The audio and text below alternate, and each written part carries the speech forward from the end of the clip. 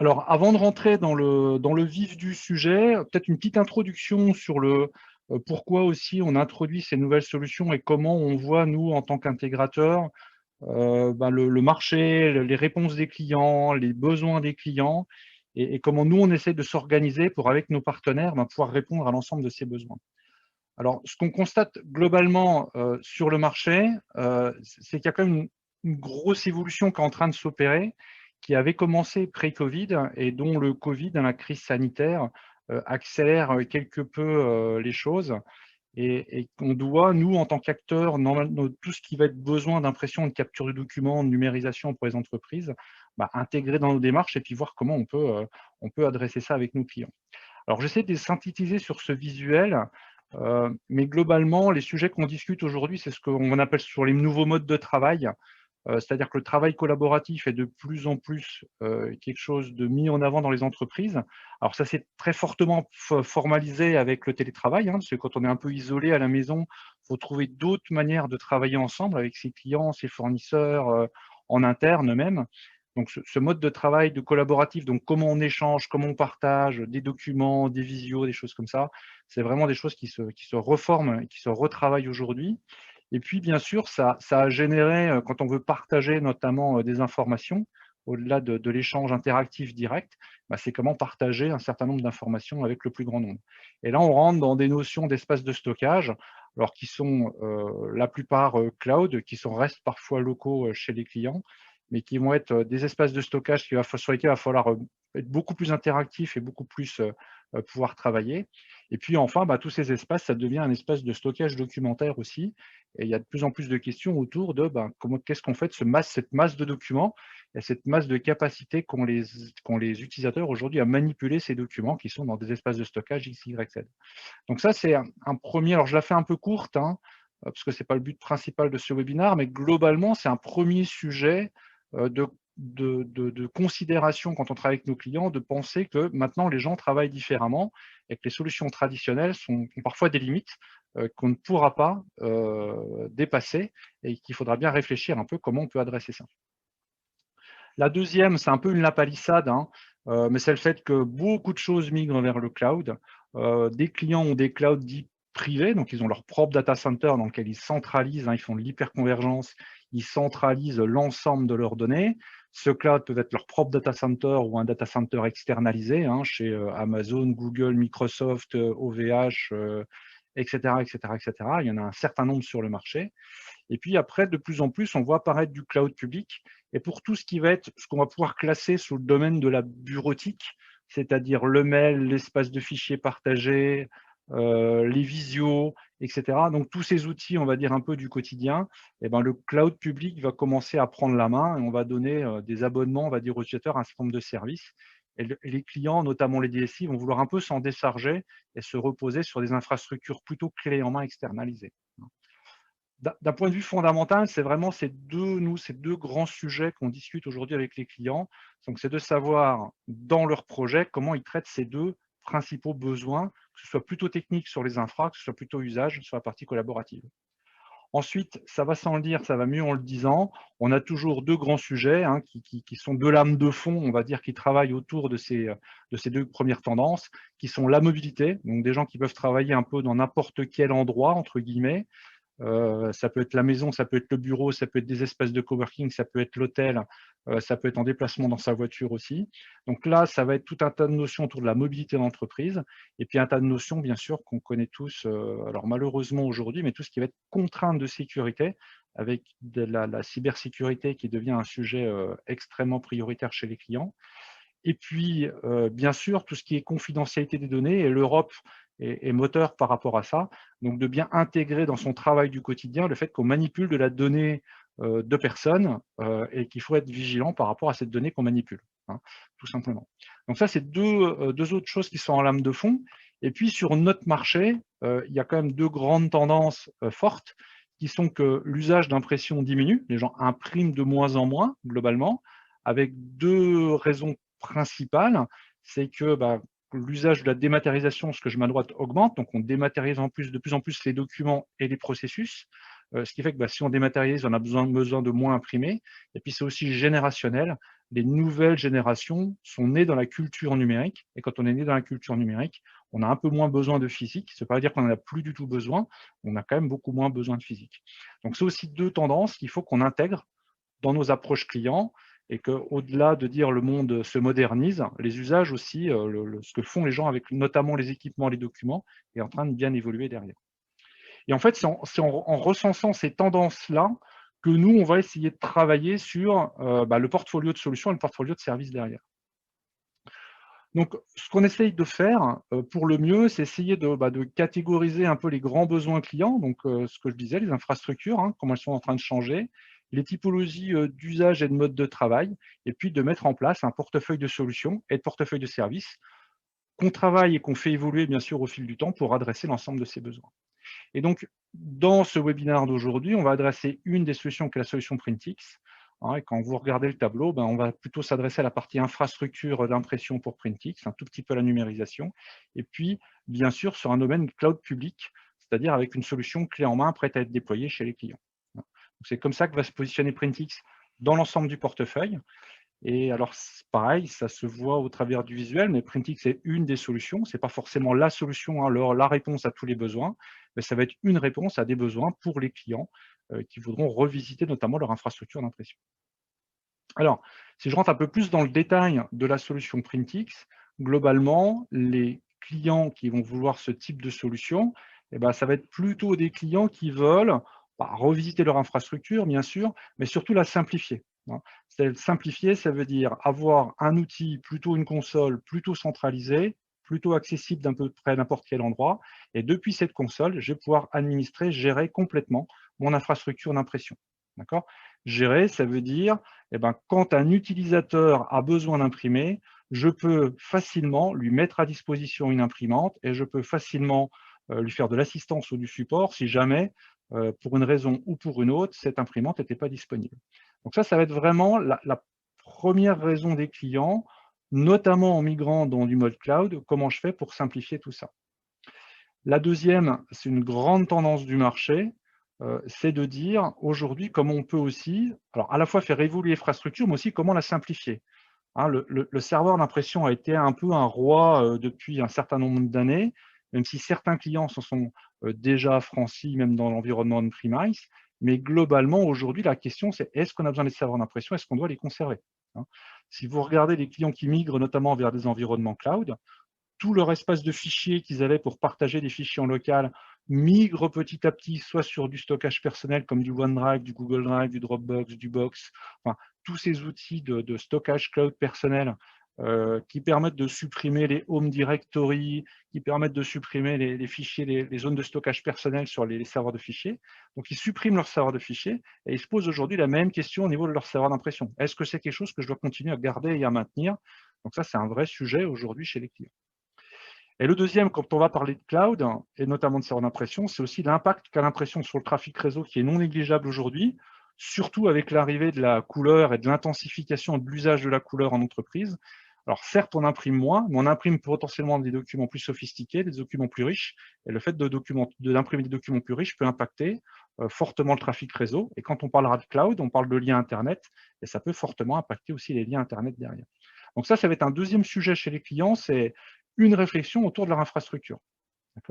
Et pour finir, tout ça, c'est du service. Une DSI, quand elle met ce service-là en place, elle pense à ses utilisateurs. Et c'est comment je fais pour faciliter de la vie de mes utilisateurs, d'une part, donc avoir le bon niveau d'assistance. Un nouvel utilisateur arrive dans la société, comment il peut accéder à son service d'impression de manière extrêmement simple, extrêmement efficace. Et puis aussi, on le voit au quotidien, c'est comment je gère mes phénomènes de migration. Alors, soit migration d'un parc de postes de travail, par exemple, je roll mes 300 postes et je les migre, ou alors je migre tout en Windows 10 ou sur du macOS ou sur autre chose. Comment je fais pour que le redéploiement de mon infrastructure d'impression reste quelque chose de simple à gérer?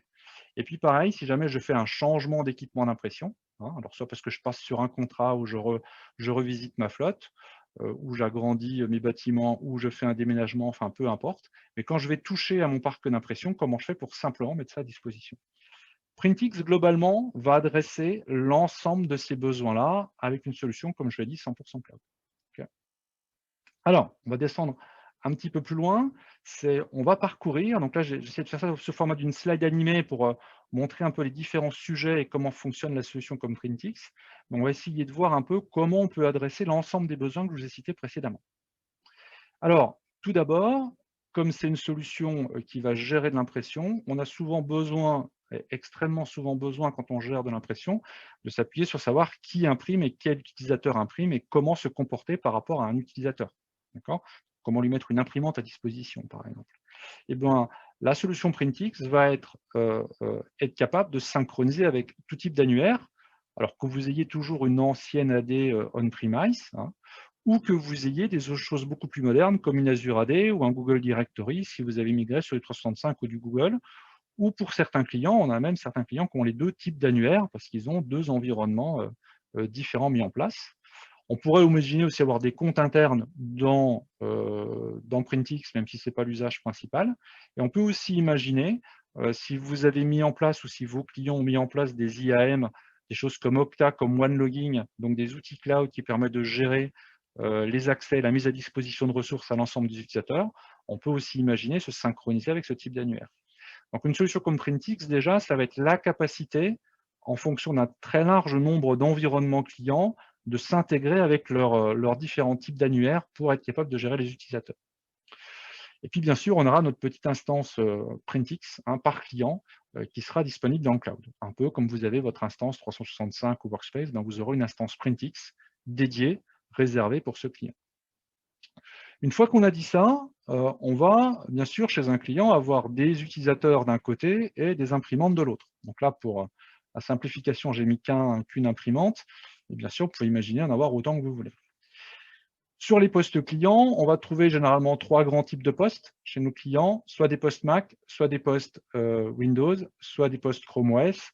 Après, on a de temps en temps aussi du Linux. Mais quand on aura regroupé ces trois types de postes de travail, on a quand même regroupé, je pense, 95% des usages des clients. Donc, quand on va être sur des postes type macOS ou des postes type Windows, hein, on va pouvoir installer un petit agent Printix, donc c'est un petit logiciel. Et ce petit logiciel qui va s'installer sur le poste client, qu'est-ce qu'il va faire? Eh bien, il va se connecter avec l'instance du client. Dans l'instance client, on aura déclaré toutes les imprimantes. On aura défini aussi potentiellement des règles de distribution des imprimantes.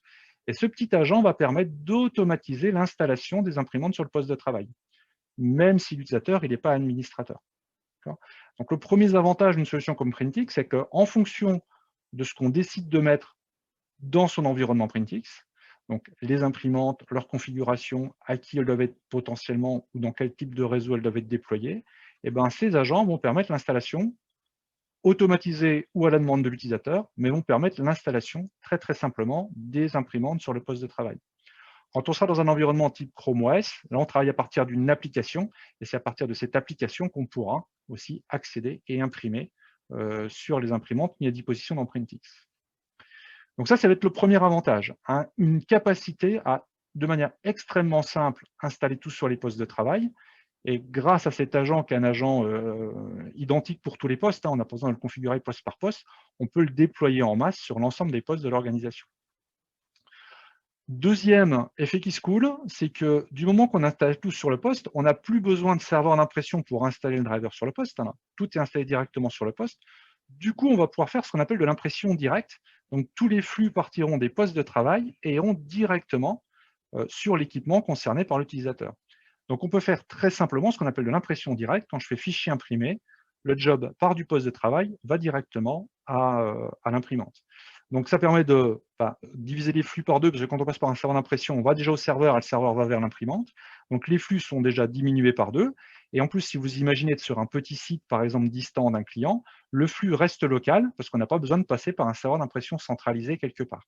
Donc, globalement, c'est comme ça qu'on a à la fois, on facilite l'installation sur les postes, on réduit le trafic réseau parce qu'on est en impression directe, et on simplifie l'accès aux services directement par les utilisateurs.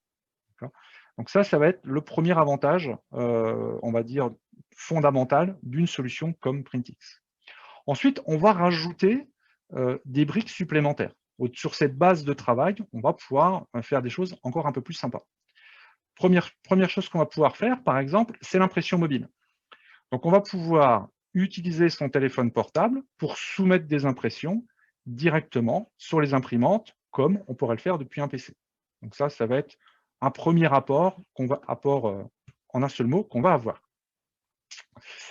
Deuxième chose qu'on va pouvoir faire, c'est de l'impression dite sécurisée. Le principe de l'impression sécurisée, c'est de dire j'imprime, le job reste stocké sur le poste et je vais pouvoir aller libérer le poste sur mon imprimante au moment où je le voudrais.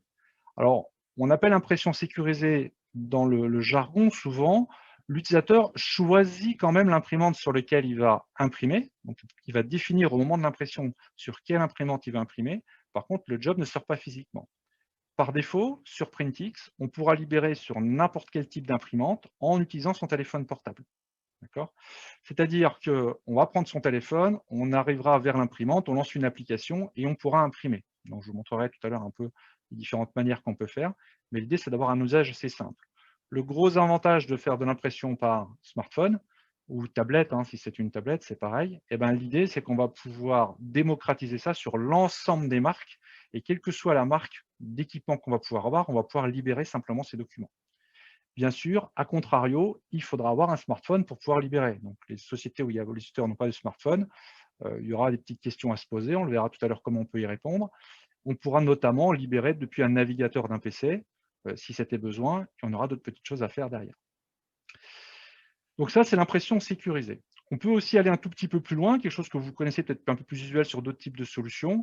Alors, ça s'appelle Print Anywhere dans Printix. Vous appellerez ça peut-être Pole Printing, Follow Me Printing, impression retenue, impression différée.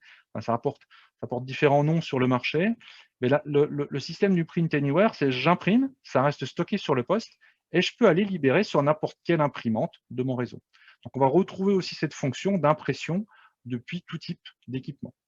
On pourra le faire notamment avec les drivers constructeurs si on est en monomarque chez un constructeur. Par contre, si on est en multimarque chez un constructeur, soit on fait de l'impression sécurisée, comme ça pour chaque imprimante, on utilisera le bon driver du constructeur, soit si on le fait en Print Anywhere, on utilisera un driver dit générique. Donc c'est un driver unique sur lequel on va pouvoir imprimer et libérer l'impression sur n'importe quelle imprimante. Donc là, on va s'affranchir du driver constructeur, mais si on est en multimarque, ça permet de libérer sur un peu n'importe quoi dans l'entreprise. Donc ça, c'est ce qui va permettre d'enrichir la capacité d'impression numérisée. Et là, on va rentrer un peu dans le côté sécurité et confidentialité de l'impression, les données confidentielles dont on parlait tout à l'heure, pour être capable de faire de l'impression un peu plus sécure. Une fois que tout ça est dit, on va pouvoir encore rajouter quelques petits trucs en plus, comme par exemple le fait de dire, si j'ai deux réseaux et qui ne sont pas connectés entre eux, comment je pourrais faire pour apporter aussi des services d'impression? On va pouvoir avoir une fonction de roaming, c'est-à-dire que le job va rester sur le poste de l'utilisateur quand il va imprimer. Par contre, en ajoutant cette fonction de gestion au travers du cloud, on va pouvoir informer l'instance Printix qu'un job est en attente quelque part, ou si on a une impression directe, que l'utilisateur veut imprimer sur une imprimante qui n'est pas disponible directement sur son réseau. Et à ce moment-là, qu'est-ce que va faire le flux d'impression? Alors, soit directement en impression directe, si on fait fichier imprimé, soit au moment où on déclenchera le job sur l'équipement avec son téléphone, si on a l'impression sécurisée ou en impression Print Anywhere, le flux passera par un espace de stockage et reviendra directement sur l'imprimante. Donc là, ça permettra, pour deux sites qui ne seraient pas connectés entre eux, d'être capable de gérer des flux d'impression d'un site à un autre site. Alors, je ne l'ai pas mis visuellement sur ce transparent pour pas trop charger, sur ce visuel, pardon, pour pas trop charger. C'est simplement, il faudra, l'imprimante n'étant pas connectée directement à l'instance Printix, il faut toujours avoir un poste de travail, enfin un agent Printix qui tourne sur le réseau où il y a l'imprimante pour que l'imprimante puisse dialoguer avec l'instance Printix. Ça, c'est pour les personnes techniques qui se poseraient la question comment l'imprimante fait pour communiquer avec l'instance. Il faut qu'on ait un petit agent sur le réseau où il y a l'imprimante. Et donc ça permet aussi de faire de l'impression inter-réseau, si c'était besoin chez certains clients. Vous imaginez que des clients passent sur du cloud dit public. Donc quand on passe sur du cloud public, il est compliqué de faire communiquer des sites qui ne sont pas prévus pour communiquer entre eux. Ça peut aussi répondre à des besoins un peu plus novateurs comme le télétravail. Donc vous pourrez très bien aussi imaginer quelqu'un qui est en télétravail, même s'il n'a pas de VPN, il pourrait transférer les flux, bien sûr de manière sécurisée, depuis la maison jusqu'à une imprimante qui serait au bureau. Donc c'est aussi un moyen d'adresser les besoins de télétravail aujourd'hui. Donc là, on a déjà couvert pas mal de fonctionnalités de la solution Printix. Tout ce qui va être imprimé va être pourra être stocké dans une base de données, donc soit Printix, soit sur la partie base de données Azure, par exemple, si vous avez une base de données SQL Azure. Et à partir de ces données stockées, on pourra, avec des outils comme Power BI, aller récupérer les datas qu'il y a dans la base de données et se faire ces rapports pour être capable de faire un peu de reporting et de tableau de bord autour de l'impression si c'était nécessaire. Et pour terminer, pour aller sur des solutions peut-être aussi un peu plus traditionnelles qu'on connaît sur un certain nombre de solutions aujourd'hui, on va pouvoir ajouter des systèmes d'authentification sur les équipements. Alors aujourd'hui, il y a 2 marques sur lesquelles sont disponibles qui sont HP et Konica. Il y a 2 autres marques sur lesquelles c'est en cours de développement qui sont Epson et Lexmark. Et petit à petit, Printix vont rajouter un certain nombre de marques à leur offre. L'idée de ça, c'est de dire, au-delà de pouvoir libérer avec un smartphone, je vais pouvoir mettre un lecteur de badge, par exemple, sur mon équipement, ou avec un système de code utilisateur, et je vais pouvoir directement m'authentifier sur la machine et libérer les jobs depuis un petit bouton qui sera sur la machine pour pouvoir imprimer de manière un peu plus traditionnelle. D'accord? Donc ça, ce sera surtout valable, comme je vous le disais tout à l'heure, pour les gens qui n'auraient pas de smartphone, par exemple, ils pourraient libérer à ce moment-là directement depuis la machine. Et comme on va s'identifier sur la machine, donc soit avec un badge, soit avec un code, on va pouvoir en plus utiliser ça pour faire du SSO. Alors après, ça dépendra bien sûr en termes de fonctionnement des marques, parce que chaque marque de copieur souvent a ses fonctionnalités spécifiques, mais on va pouvoir sur les marques utiliser la fonction de SSO pour, une fois que l'authentification Printix sait faire, aller utiliser soit des fonctions embarquées de l'imprimante, soit des fonctions de solutions tiers qui auraient été installées sur l'espace multifonction. Donc là, on a fait en un visuel un peu le 360 de ce que fait une solution comme Printix. La base étant de dire, je peux très simplement déployer les imprimantes sur les postes de travail en fonction d'un certain nombre de critères que je vais vous expliquer un tout petit peu après. Et puis, une fois que ces postes sont diffusés, je peux utiliser des fonctions à plus ou moins forte valeur ajoutée en fonction des contraintes et des besoins que j'aurai sur ma base client. Donc ça, c'est pour la partie théorique. Donc maintenant, ce que je vous propose, ah oui, si, petite chose que j'avais oubliée avant de passer dans la partie plus démonstrative. Pour ceux qui commencent à être familiers avec cette notion, Microsoft a sorti, justement pour l'impression dans l'environnement cloud, notamment Microsoft 365, une technologie qui s'appelle Universal Print. Alors, je ne vais pas la couvrir ici parce que ce n'est pas le but. On fait un webinaire début janvier, je crois que c'est début juin, pardon, le 11 juin, sur lequel on va parler de l'impression dans l'environnement Microsoft. On abordera un peu plus cette notion d'Universal Print de Microsoft en détail. Mais globalement, ce qu'il faut vous dire, c'est que Microsoft aujourd'hui commence à proposer un service d'impression dans Microsoft 365, et ça, c'est arrivé assez récemment, c'est arrivé au mois de mars-avril cette année. D'accord ? Donc pour les clients qui regarderaient et qui auraient envie de travailler sur cette solution dans certains cas de figure, bien sûr, ils le peuvent. Les 2 gros avantages, on va dire, de cette solution, c'est le fait qu'on puisse publier directement une imprimante dans un cloud, et c'est le fait qu'on puisse déployer les imprimantes directement avec l'outil Intune de Microsoft. Alors ça, c'est aussi quelques petites limitations d'un côté, mais par contre, c'est ce que peuvent préférer les gens, c'est qu'ils n'ont pas d'agent Printix à déployer sur certains postes et qu'ils peuvent utiliser l'outil Microsoft pour déployer les postes. Cependant, ça a une certaine limitation, Universal Print. Par exemple, ça ne supporte que les clients Windows 10. Donc, si vous avez des clients macOS ou autres, ou même des smartphones, vous ne pourrez pas imprimer à partir d'Universal Print, plus quelques autres limitations que je couvrirai au mois de juin. Mais donc, ça peut être par contre une bonne solution pour certains sites, d'avoir, ne serait-ce que pour le télétravail, par exemple, pour être quitte d'avoir à installer quelque chose sur le poste, des postes qui seront en télétravail, ou sur certains sites distants sur lesquels on n'aurait pas envie d'installer d'agents. Donc, on pourrait très bien avoir Universal Print pour certaines choses. Et comme Printix va être compatible avec Universal Print, on pourra combiner l'utilisation de Printix pour un usage beaucoup plus large, pour un périmètre d'usage beaucoup plus large, comme les différents types de PC, par exemple, ou l'impression mobile, et puis l'environnement Microsoft. C'est-à-dire qu'en gros, on va prendre des imprimantes qu'on aura dans Printix, on les publiera dans Universal Print, elles seront utilisables directement depuis l'environnement Microsoft. Donc voilà, je ne vais pas aller plus dans le détail que ça, mais sachez que si vous avez à un moment donné des projets où c'est une question ou un sujet par rapport aux clients de mettre cette technologie Microsoft en place, c'est des choses sur lesquelles on sait aussi travailler, soit seul, soit en intégration avec d'autres applications comme Printix. Alors maintenant, on va passer dans une phase un peu plus concrète. Donc, je vais essayer de vous illustrer au mieux ce qu'on peut faire avec la solution. Donc là, je vais me mettre dans un navigateur et je vais vous montrer l'accès à la solution. Hop là. Alors, il faut juste que je prenne le bon navigateur, comme j'en ai plusieurs. Voilà. Donc là, je vais aller sur un environnement Printix d'un client. Donc, il y a un petit tableau de bord qui résume ce qui s'est passé. Donc, imagine ce qui s'est passé, ce qui se passe, on va dire, dans l'instance. Là, donc, moi, c'est notre instance de démo et de test. Donc, c'est une instance, vous voyez, on n'imprime pas énormément, mais il y a quand même des petites choses qu'on fait derrière. On a un petit statut par rapport à ce qui a été réalisé. Ensuite, ce qu'on va faire, généralement, quand on va mettre en place, on va commencer à installer des agents directement sur les postes utilisateurs. Donc, quand l'agent va être installé sur le poste utilisateur, ça va permettre aussi, si on le souhaite, de découvrir les imprimantes qui sont directement connectées dans le réseau, là où est l'utilisateur. Donc ça, l'idée, c'est que ça permet de collecter les imprimantes et de les intégrer directement dans Printix de manière assez facile, sans qu'il y ait trop d'efforts à faire d'un point de vue administrateur.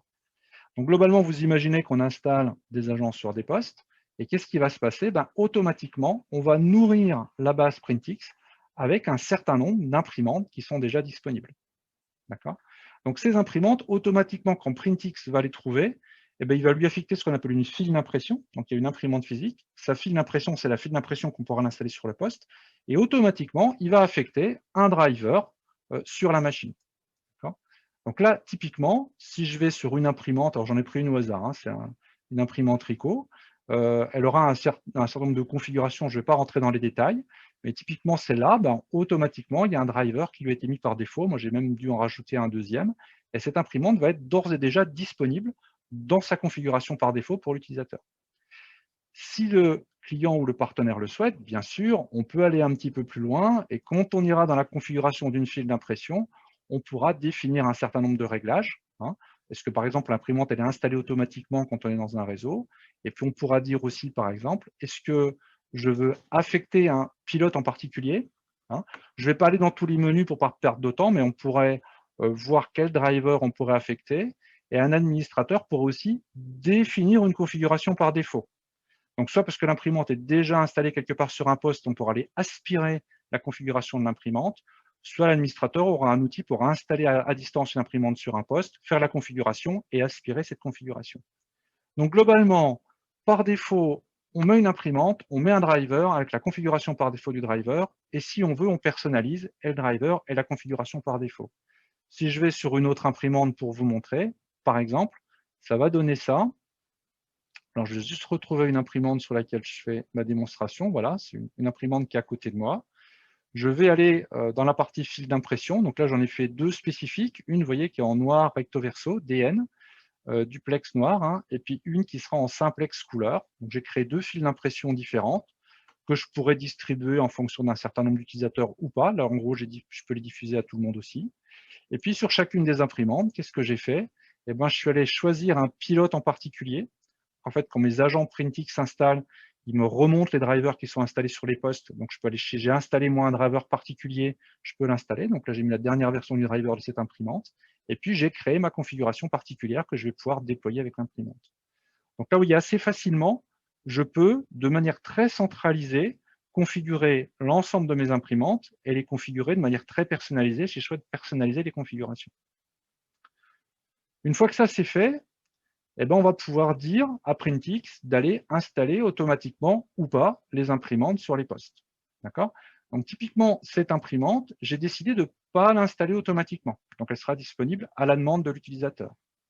Si je vais dans une autre imprimante, de mémoire c'est celle-là, cette imprimante, par exemple, je lui ai dit, si je vais dans ses configurations, de l'ajouter automatiquement et de la supprimer automatiquement. Qu'est-ce que ça veut dire? Ça veut dire que si je me connecte sur le même réseau que cette imprimante, automatiquement, l'imprimante va être ajoutée sur mon poste. Et si je quitte ce réseau, parce que je bouge d'un site à un autre site, par exemple, l'imprimante sera automatiquement supprimée de mon poste. Donc, du coup, je sais que cette imprimante qui sera installée sur le site A peut être installée automatiquement du moment que l'utilisateur se connecte sur le site A. Donc ça, c'est un moyen assez simple de mettre l'imprimante. Donc là, c'est ce que j'ai fait sur celle-là. Un autre petit exemple, je pourrais dire, alors je l'ai fait sur la machine Canon, ne me demandez pas pourquoi, il fallait que j'en prenne une au hasard, donc j'ai pris celle-là.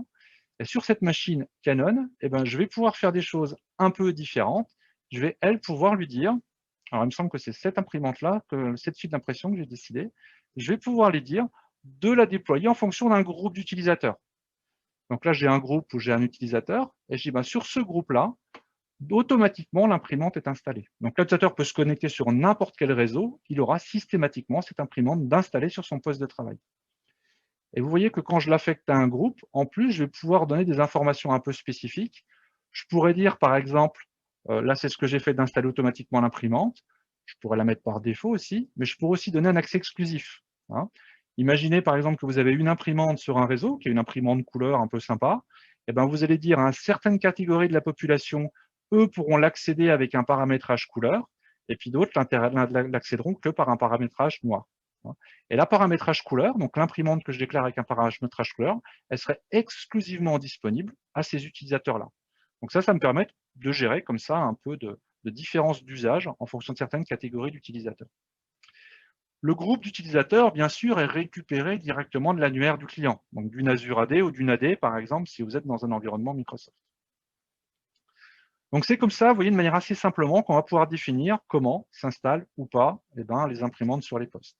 Si je regarde sur un utilisateur, donc là, c'est des petites machines virtuelles que je vais vous montrer sur lesquelles, qui simulent, on va dire, un poste client. Hein. Donc là, si je suis sur un poste client, et là, c'est avec mon compte utilisateur, et ben, si je vais prendre un document au hasard et que je fais fichier imprimé, et ben, dans la liste des imprimantes que je vais avoir cette imprimante où j'ai dit qu'elle s'installerait typiquement sur tous les postes utilisateurs qui sont connectés sur ce réseau. Donc là, je sais que cette imprimante. Alors vous voyez, je ne vous l'ai pas montré dans la démo précédemment, mais j'ai aussi ces imprimantes Print Anywhere que j'ai mis par défaut à tout le monde. Donc j'estime que par défaut, tout le monde peut faire une impression et les libérer sur n'importe quel type d'équipement s'il en a besoin. Donc en plus des imprimantes spécifiques sur lesquelles je peux imprimer en direct, j'ai ces imprimantes qui sont des imprimantes virtuelles, on va dire, sur lesquelles je peux imprimer et libérer sur n'importe quel type d'imprimante. Si je vais sur le poste d'un autre utilisateur, donc c'est un autre utilisateur là qui est connecté, donc c'est l'utilisateur qui est dans mon autre groupe de travail, et bien lui, quand il va faire fichier imprimé, qu'est-ce qu'il va voir? Il va voir les mêmes imprimantes que mon premier utilisateur, donc les imprimantes Print Anywhere, l'imprimante que j'ai dit d'installer par défaut puisqu'il est sur le même réseau que mon premier utilisateur, hein, mais en plus, lui, il aura l'imprimante Canon qui sera installée. Et lui, donc, pourra, parce qu'il a accès à l'imprimante, pour imprimer aussi dessus. Donc, c'est comme ça qu'on va faire un peu de discrimination, ce que je disais tout à l'heure. Et ça se fait complètement automatiquement, c'est-à-dire que ces imprimantes-là sont installées sans que l'utilisateur fasse rien.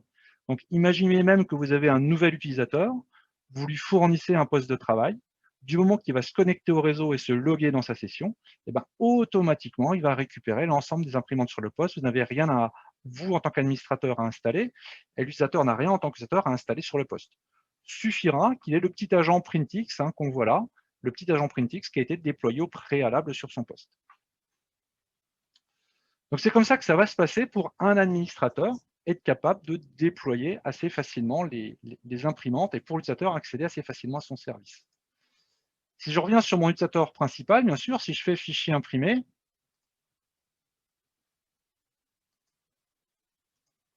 donc je vais prendre mon imprimante par exemple, il suffit que je fasse imprimer et là c'est imprimé. Donc ce n'est pas magique, hein, on voit l'impression partir. Donc là, vous ne la voyez pas arriver parce que vous n'êtes pas dans nos locaux. J'ai mis le petit pop-up Printix pour montrer qu'on peut avoir une notification. Donc là, le document est imprimé directement. Ce qu'on pourrait faire aussi, ce que je vous expliquais tout à l'heure, c'est qu'on pourrait dire de l'impression dite sécurisée. Alors ça s'appelle imprimer plus tard, mais globalement, on peut avoir soit de l'impression directe, soit de l'impression sécurisée. Là, je l'ai laissé configurable par utilisateur. Imaginez que ce que je vais vous dire là peut être aussi centralisé et rendu obligatoire par un administrateur. Donc là, moi, en tant qu'utilisateur, je pourrais dire j'imprime par défaut de manière classique, ou je pourrais dire j'imprime par défaut de manière sécurisée. Et là, systématiquement, quand je fais fichier imprimé, le job resterait en attente sur mon poste.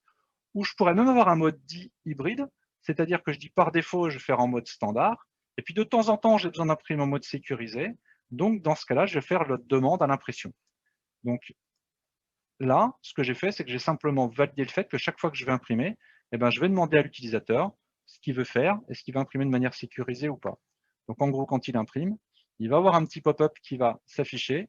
Et sur ce petit pop-up, soit il clique imprimer et là, pouf, ça part, soit il dit imprimer plus tard et le job reste en attente sur son poste de travail.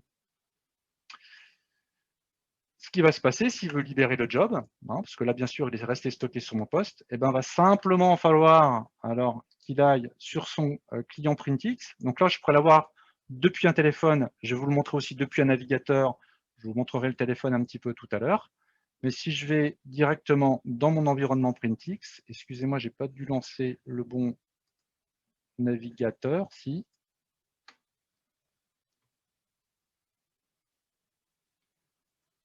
Là, je vais me connecter en tant qu'utilisateur.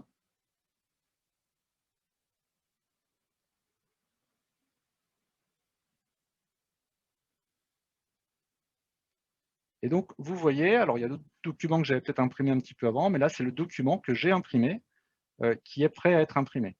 Donc là, automatiquement, je ne vais pas avoir le choix, hein, comme c'est un document où j'ai choisi l'imprimante au départ, je vais forcément dire automatiquement juste la fonction d'imprimer, c'est imprime-moi sur la bonne imprimante. Donc, il suffit que je clique dessus, et puis là, le document va être imprimé. Hein. Donc, imaginez, le document, en fait, il est resté sur le poste de travail, et puis, bien sûr, derrière, là, il va partir directement sur l'imprimante. Je supprimais cet autre document que j'avais imprimé avant pour vous montrer autre chose juste après. Donc là, c'est l'impression directe. L'impression directe sécurisée ou imprimée plus tard. Et si vous êtes en imprimante dite Print Anywhere, donc qu'est-ce qu'on va pouvoir faire? Je vais imprimer. Je vais imprimer sur cette imprimante. Alors, je vous expliquerai après tout à l'heure pourquoi il y en a deux. Hein, sur cette imprimante qui est un Print Anywhere. Donc, pour l'utilisateur, c'est exactement la même chose.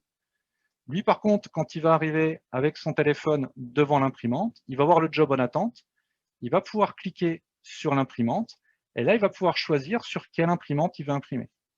Donc, contrairement à tout à l'heure, où on était obligé d'imprimer sur l'imprimante sélectionnée, là, on va pouvoir choisir sur quelle imprimante je veux imprimer.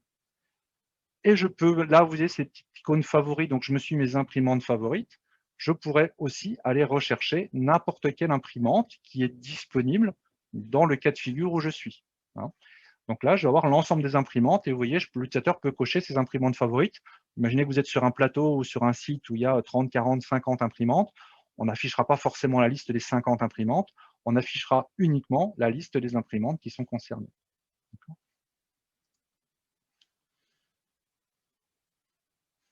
Ah, je n'aurais pas dû revenir en arrière, je vais me reconnecter. Donc là, je vais pouvoir aller rechercher l'imprimante et puis, pouf, imprimer directement dessus. D'accord. Je laisse juste revenir la page se rafraîchir. Donc, suffit, hein, ce que je vais faire, c'est que je vais les choisir là.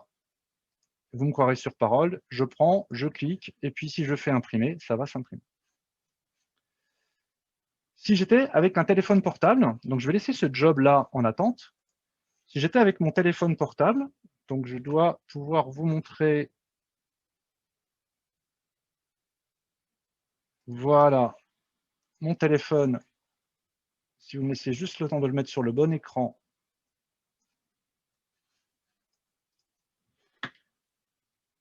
Ça, ce que vous allez voir, c'est le téléphone standard hein, que j'ai, et j'ai une petite application PrintX qui est à l'intérieur. Donc, vous vous rappelez, juste avant, je viens de soumettre mon document depuis un poste de travail. Eh bien, je peux lancer mon application PrintX avec mon téléphone. Donc là, vous voyez, j'ai à peu près la même interface que l'interface utilisateur PrintX.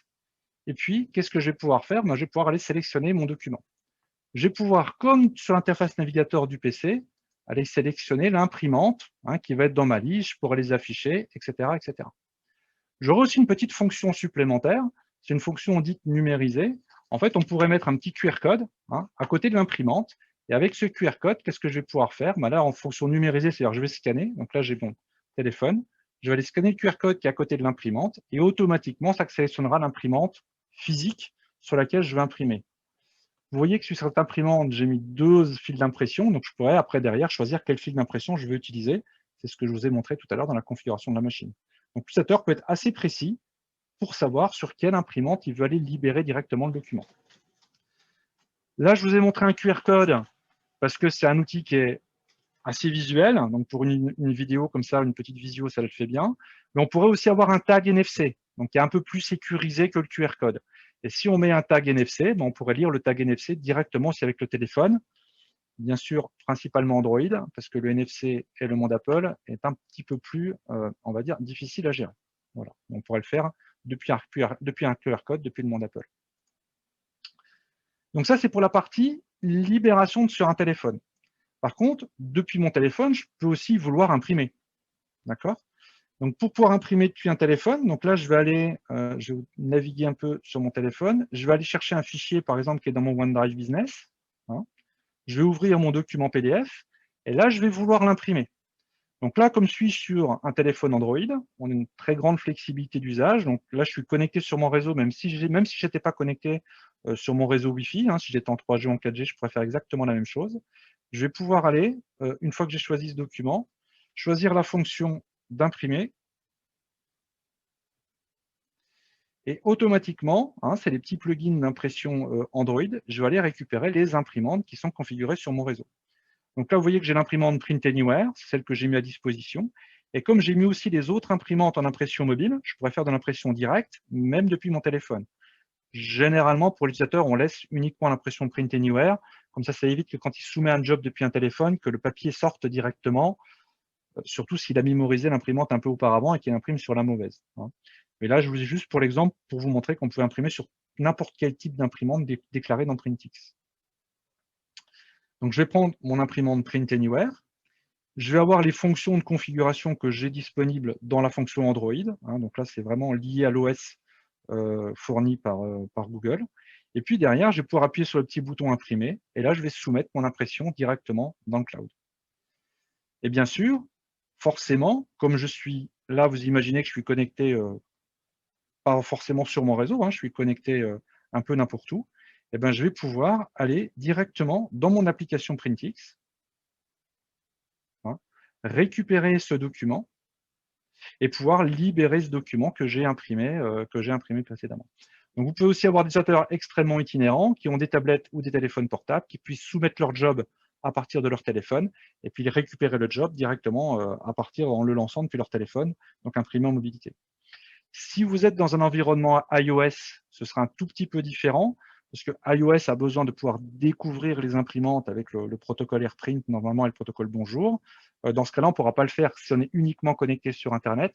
Il faudra qu'on puisse le faire depuis un téléphone type iOS quand on est connecté à un réseau d'entreprise sur lequel un petit agent PrintX tourne. Et c'est ce petit agent PrintX qui donnera l'information directement au téléphone Apple de quelle imprimante est disponible et sur quelle imprimante on peut imprimer.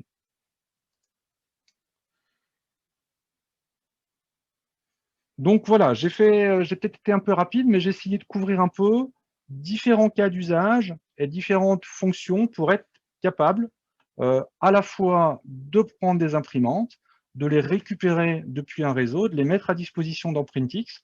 Soit on les met simplement par défaut, soit on les met avec des réglages personnalisés, driver, type de configuration, de définir sur quel poste ou à quel utilisateur je peux déployer ces imprimantes. Et puis automatiquement, l'utilisateur pourra utiliser ces imprimantes, soit depuis un poste de travail, donc Windows, Mac OS, voire du Chrome OS, soit directement depuis les équipements mobiles de type iOS et Android. Hein, et bien sûr, de libérer directement depuis un téléphone iOS et Android. Alors, je vais juste repasser sur la partie visuelle. Si, un peu rapidement, je vais juste vous montrer quelque chose. Si j'ai besoin d'accéder physiquement à une imprimante, eh ben, alors je n'ai pas ma vidéo qui est mise en place, donc je vais juste vous l'expliquer.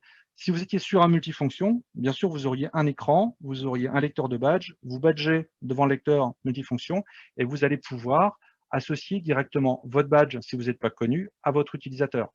Comme on est dans une solution un peu moderne, on ne va pas faire de l'enrôlement avec un login mot de passe comme ça fait sur d'autres solutions. On pourra en fait directement, depuis son application, on va afficher sur l'écran du multifonction, on va afficher directement un petit QR code. L'utilisateur arrive avec son téléphone portable et pourra simplement dire « je veux gérer mes cartes et mes codes ». Et dans le téléphone portable, il pourra directement aller enregistrer une carte. Donc, soit il flash le QR code et à ce moment-là, qui est sur le multifonction, et ça ajoute directement la carte. Hein. Il suffira qu'il clique sur « numériser », il flash le QR code et il numérise derrière. Soit le code est aussi écrit en clair, en lettres, et il pourra le saisir directement ici. En saisissant le code, ça l'enregistrera et ça enrôlera son badge sur son compte utilisateur. S'il n'a pas de téléphone portable, il suffit qu'il ait ce code, il se connecte avec un navigateur sur ce puissant PC hein, ou puis autre chose, et puis automatiquement il rentre le code et il affecte son code directement à l'utilisateur. Donc là, l'utilisateur va pouvoir automatiquement, soit par son téléphone, soit par son navigateur, associer la carte, son badge, à son compte utilisateur et pouvoir derrière utiliser le badge pour s'authentifier. Et s'il veut générer un code, eh ben, il peut directement se générer un code depuis l'application. Il suffit qu'il peut se générer. Alors, il y a le code utilisateur qui est s'il veut saisir son code pour s'authentifier. Et il y aura le code PIN. Donc, le code PIN, c'est si on veut faire de la double authentification, code plus code ou carte plus code, si on veut mettre un peu de multifacteur sur le multifonction, ce qui est assez rarement utilisé parce que ça alourdit un peu le processus. Mais si des clients veulent en mode sécurisé, on peut avoir ce système de double authentification aussi avec Printix. Donc voilà, c'est simplement ça que je voulais vous montrer. Après, la libération du document, elle se fera en s'appuyant sur un icône et en récupérant les documents directement depuis l'interface du multifonction. Voilà, globalement, pour ce que je voulais vous présenter sur la solution. Dernier petit point pour finaliser la présentation, c'est de dire comment cette solution est commercialisée, quels sont les modèles de licence. Donc, on l'a vu, c'est une solution SaaS. Donc, c'est une solution qui est complètement dans un modèle as a service. On va avoir deux modalités de facturation. Globalement, la facturation est faite en fonction des utilisateurs. Donc, un peu comme on vend un Microsoft 65 à l'utilisateur, on va vendre un Printix à l'utilisateur. Une fois qu'on aura une facturation utilisateur, le nombre d'utilisateurs, de postes de clients sera illimité. Donc, vous n'aurez pas de limite en termes de périmètre de déploiement de la solution. Donc, même pour une imprimante physique, je vous ai montré qu'on pouvait créer plusieurs imprimantes à installer sur les postes de travail. Donc, même si vous mettez 3, 4, 5 imprimantes par rapport à une imprimante physique, vous n'aurez pas de limite, vous pourrez en mettre autant que vous voulez, en fonction des configurations que vous voulez faire ou des contraintes que vous avez de déploiement. Donc, illimité en poste client, illimité en imprimante, et on est facturé à ce qu'on appelle à l'utilisateur actif. Donc, l'utilisateur actif, c'est l'utilisateur qui se connecte directement dans la solution, donc qui va soit se connecter en tant qu'administratif, soit se connecter en tant qu'utilisateur qui va imprimer. Donc, globalement, si vous n'êtes pas du tout connecté dans un mois, vous ne serez pas facturé du mois-là de cet utilisateur. Ensuite, il y aura deux protocoles. Un protocole dit sans engagement, donc vous payez au mois le mois, c'est un abonnement traditionnel. Et à la fin du mois, vous payez en fonction de votre nombre d'utilisateurs qui se sera connecté. Soit, si vous préférez, vous ne souhaitez pas être facturé au mois le mois, si vous préférez travailler sur un modèle d'engagement, vous pouvez vous engager sur une année. Donc, quand vous prenez votre abonnement Printix, vous dites, voilà, moi, je vais m'abonner sur un an, j'aurai à peu près tant d'utilisateurs. Et quand j'ai ces temps d'utilisateurs, il y aura une facturation annuelle, donc c'est facturé au moment de la mise à disposition du compte.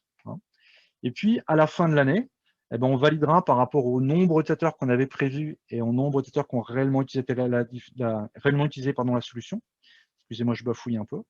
En fonction de cette différence, soit on aura plus, soit on aura moins, on réconciliera sur l'année suivante. Donc, l'année suivante, il y aura soit une facturation en moins, soit une facturation en plus, en fonction des usages réellement faits pendant l'année en cours. Donc, c'est comme ça que ça va se passer. Ensuite, il y aura un cas un peu particulier pour tout ce qui est le monde de l'éducation. Parce que le monde de l'éducation a une particularité, c'est qu'on peut avoir énormément d'étudiants ou d'élèves dans le cadre d'une école et que ces gens impriment assez peu. Donc, dans le cadre de l'éducation, en fait, ne seront comptés dans les licences uniquement ce qu'on appelle le staff, donc les professeurs, la partie administrative. Donc, tout le corps enseignant, tout le corps administratif sera compté en tant qu'utilisateur. Par contre, les licences ou les usages des étudiants ou des élèves ne seront pas pris en compte. Donc là, ce sera sur un déclaratif. L'école déclare le nombre d'utilisateurs administratifs et d'utilisateurs du corps enseignant qui seront inclus dans la licence et tout le reste ne sera pas facturé. En fait, tous les autres usages ne sont pas facturés et c'est fait sur un point de vue purement déclaratif. J'en ai terminé par rapport à la partie présentation. Alors, je ne sais pas s'il y a des questions. Je ne sais pas s'il y a des petites choses. Alors, j'ai un interlocuteur dans la salle, qui va dire la salle virtuelle, qui demande est-ce qu'on pourrait avoir la différence entre Printix et Printerlogic. Donc, Printerlogic, qui est l'autre solution qui est dans le catalogue aussi de NuDoc. Alors, les principales, pour être dans les différences, donc c'est deux solutions qui se positionnent à peu près de la même manière. La grosse différence, c'est qu'aujourd'hui, Printix, alors déjà, c'est une solution européenne qui est faite au Danemark. Printix est une solution, Printerlogic, est une solution américaine. La solution Printerlogic, je la classifie peut-être d'un peu moins moderne dans les usages modernes du cloud et de la mobilité. C'est-à-dire typiquement aujourd'hui, ce que je vous ai montré avec Printix, de pouvoir imprimer simplement en mobilité depuis un téléphone, depuis une tablette, de récupérer directement dans un équipement. Quand on est dans un environnement full Azure, par exemple 365 ou full Google, ce n'est pas quelque chose qui est encore disponible dans un environnement type Printerlogic, hein. Par contre, si vous êtes dans un environnement avec toujours une AD locale, on pourra aussi libérer ces documents depuis Printerlogic. Par contre, on ne pourra pas forcément les soumettre depuis Internet avec un téléphone Android, par exemple, avec Printerlogic. Donc, il y a, dans le côté modernité d'usage, pour être un peu près simple, un avantage concurrentiel de la part de Printix. Le deuxième avantage, ça va être le mode de facturation. C'est-à-dire qu'aujourd'hui, des gens comme Printerlogic facturent à l'équipement et pas à l'utilisateur. C'est-à-dire que sur une imprimante physique, par exemple, si vous voulez déclarer 3 imprimantes à installer sur les postes de travail, ça vous consommera 3 licences. Et donc, on va avoir un modèle de facturation qui va être différent. Et dans le modèle que j'ai aujourd'hui avec Jean Printerlogic, je n'ai pas ce modèle de sans engagement où je peux facturer aujourd'hui au mois le mois, hein. Donc, je serai fortement dans des modèles de facturation avec engagement dans Printerlogic. Et là, je vais m'engager sur un nombre de licences et je n'aurai pas de réconciliation. Donc, c'est un deuxième aspect, plus l'aspect économique sur lequel il y a des différences. Voilà. La troisième petite différence, c'est que les embarqués constructeurs supportés ne sont pas les mêmes. D'accord. Donc, la couverture de Printerlogic en embarqué, en authentification sur le multifonction est un peu différente, hein. Et dans ce cas-là, si on est sur une marque non supportée aujourd'hui sur Printix, on devrait peut-être utiliser Printerlogic pour avoir cette fonction d'embarqué, si on ne peut pas se contenter de la libération par téléphone avec Printix, par exemple. Mais vous avez vu que Printix, petit à petit, va rajouter des constructeurs et petit à petit, on aura une couverture qui sera équivalente à Printerlogic.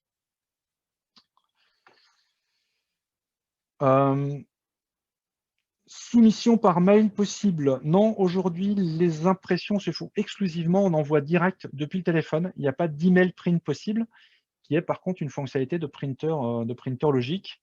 Voilà, derrière. Autre petite question, est-ce que les modifications de configuration sont faites en temps réel? Alors, oui ou presque. Ce que j'entends par là, c'est que l'agent, le client Printix qui tourne sur le poste de travail, quand il démarre, il ouvre une connexion avec l'instance Printix. Donc, on va avoir une connexion comme ça permanente, sécurisée, bien sûr, avec l'instance Printix, qui va s'opérer. Après, les rafraîchissements des configurations sur le client, alors j'ai plus les durées en tête, mais c'est quelque chose qui va peut-être se faire toutes les 10 minutes, toutes les 15 minutes, pour aller récupérer des configurations régulièrement. Bien sûr, les configurations sont récupérées à chaque démarrage de session, hein. Quand l'utilisateur démarre sa session, on démarre son poste de travail.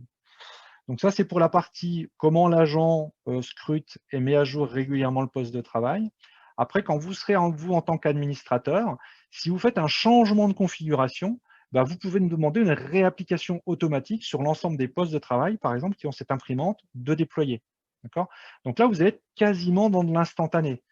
Comme l'agent, il a fait sa connexion, il a ouvert sa connexion avec l'instance Printix sait maintenant communiquer en live, en direct, avec le poste client. Donc, vous pourrez pousser comme ça, vous, des configurations en direct sur les postes si ça vous intéresse, d'appliquer des modifications en live.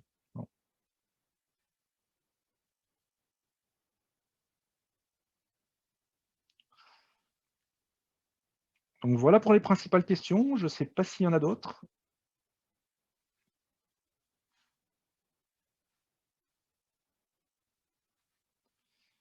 Apparemment, il n'y en a plus. Alors, pour le SSO, on est obligé de passer par l'Azure AD. Alors, la réponse est non. Par défaut, les annuaires, on va dire traditionnels supportés, c'est Google Directory, Azure AD et l'AD. D'accord. Ça peut être un au choix ou les trois en même temps. C'est aussi possible de gérer des utilisateurs multiples. Après, on peut s'intégrer avec des IAM, des outils comme Okta, OneLogging. En fait, on va s'appuyer sur un protocole qui s'appelle l'OpenID. En s'appuyant sur l'OpenID, on peut généralement s'intégrer avec la plupart des IAM du marché. Après, d'un point de vue implémentation, on le teste, on le valide client par client en fonction des configurations qui ont été faites. Et si besoin d'impliquer Jean Printix pour optimiser les configurations, on peut le faire aussi.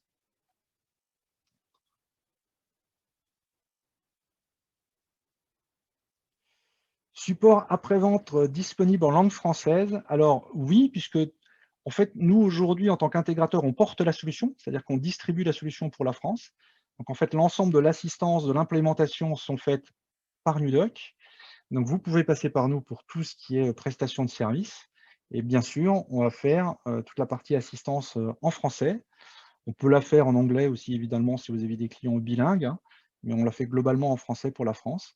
Ensuite, les gens de Printix ont tout un tas de documentation en ligne, hein, c'est une solution assez moderne, donc ils vont vraiment publier énormément d'informations. Toutes les docs administrateurs sont en anglais, les docs utilisateurs aussi sont en anglais. Par contre, on peut utiliser les fonctions de traduction instantanée des navigateurs aujourd'hui pour avoir la traduction instantanée, récupérer les traductions en français si vraiment des gens plutôt administratifs ont besoin des traductions françaises. Après, nous, sur toute la partie outils logiciels, donc le petit client, les petits affichages utilisateurs notamment, on peut traduire ça et apporter des corrections de traduction. Si on constate des défauts de traduction, on peut les remonter à l'éditeur qui les corrige pour nous. D'accord. Donc ça, c'est la solution. Et puis, vous avez dû voir, même dans les interfaces web, on peut choisir son interface. Donc, par défaut, moi, je l'avais dû le laisser en français ici. Des fois, je repasse en anglais pour avoir la version anglaise du message. Mais on a aussi la double localisation et dans nos interfaces web et dans l'interface client, et sur laquelle on peut agir en demandant à l'éditeur de corriger des erreurs s'il y avait des erreurs de traduction.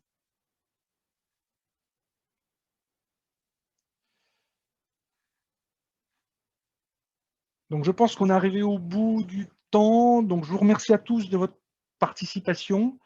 Comme je l'ai dit un peu durant la présentation, on va faire 2 autres webinaires qui vont être plutôt focalisés sur les environnements clients, c'est-à-dire Microsoft 365 et Google, qu'on va délivrer au mois de juin. Donc si vous voulez aller un peu plus loin sur comment ça s'implémente dans ce type d'environnement et connaître aussi un peu l'histoire et les différentes fonctionnalités d'impression qui existent autour de ces environnements de manière assez générique, participez. Si vous n'avez pas les liens, allez sur notre site, hein, dans ressources webinaires, vous pouvez vous enregistrer sur les webinaires qui vont venir. Et puis, si vous avez besoin de quoi que ce soit ou de cas plus particuliers, n'hésitez pas à nous solliciter. Et on se fera un grand plaisir de vous accueillir et de vous renseigner. Voilà, merci à tous.